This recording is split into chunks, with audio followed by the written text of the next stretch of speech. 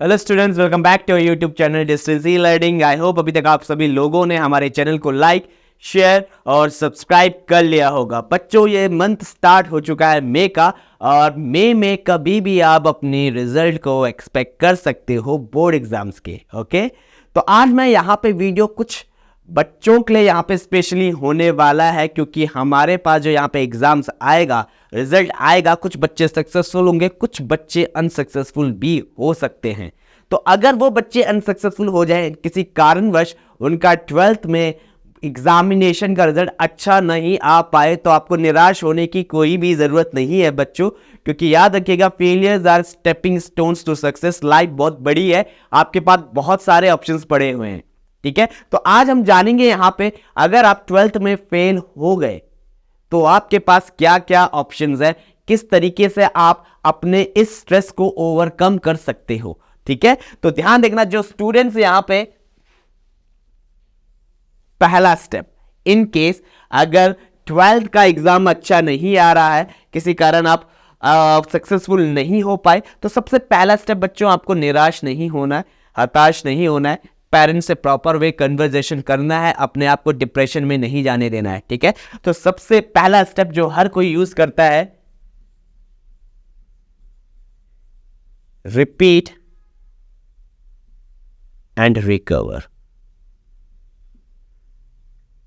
ठीक है, आप अच्छे से उस क्लास को फिर से रिपीट कीजिए और उसके बाद अपने आप को रिकवर कीजिए। बस आपको यह ध्यान रखना है बच्चों कि आपके पास सिर्फ एक और साल आपको मौका मिला है, ताकि आप जिस सब्जेक्ट्स में आप अच्छा ना कर पाए या नहीं कर पाए, तो उनमें अब आप अच्छा करोगे। ठीक है, तो इस साल आपको मेहनत करना है और अगले साल आपको यहां पे अच्छे मार्क्स लाकर अपने आप को आगे पुश करना है। ठीक है, दूसरा ऑप्शन आपके पास है बच्चों, यहां पे हो सकता है दूसरा ऑप्शन आप लोगों के पास कि आप लोग क्या कीजिए, कोई भी डिप्लोमा कोर्स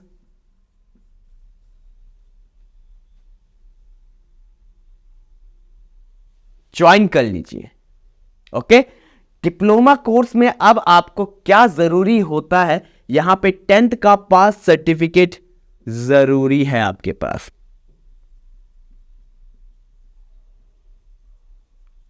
क्लियर है, 10th का पास सर्टिफिकेट होना बहुत ज्यादा जरूरी है। अब डिप्लोमा का टाइम पीरियड क्या रहता है, 6 to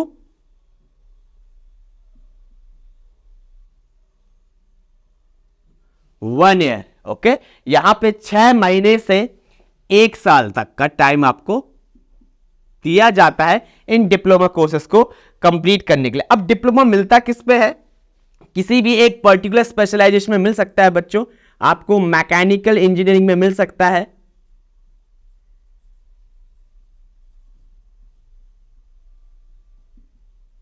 दूसरा इलेक्ट्रिकल में मिल सकता है डिप्लोमा, तीसरा यहां पे आपको कंप्यूटर इंजीनियरिंग में मिल सकता है,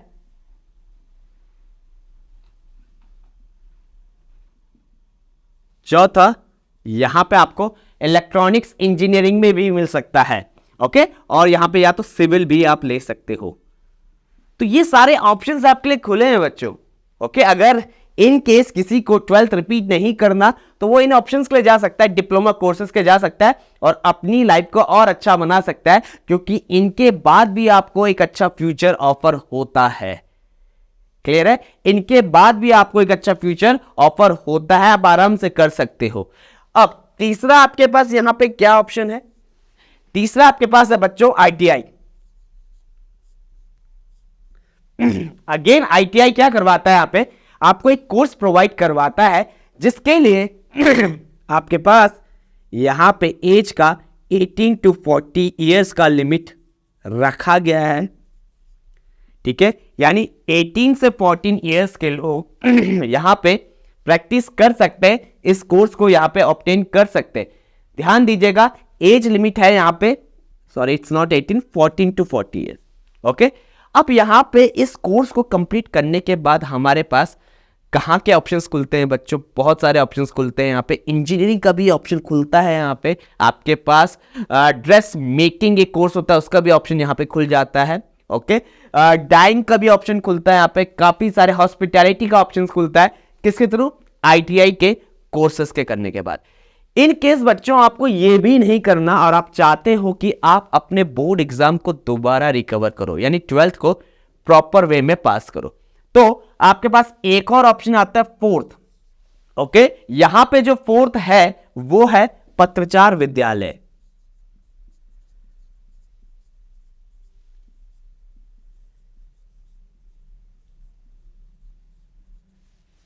अब ये पत्राचार विद्यालय क्या करता है? आपको ट्रेंड करवाता है बच्चों, किसके लिए? 12th क्लास के लिए। ओके, और यहां पे आपको ट्रेन करवाएगा, प्रॉपर वे में पढ़ाएगा, एजुकेशन प्रोवाइड करवाएगा यहां पे, और उसके बाद आपको यहां पे ये क्या देगा? डिग्री देगा या सर्टिफिकेट देगा जो CBSE से ऑथराइज्ड होगी।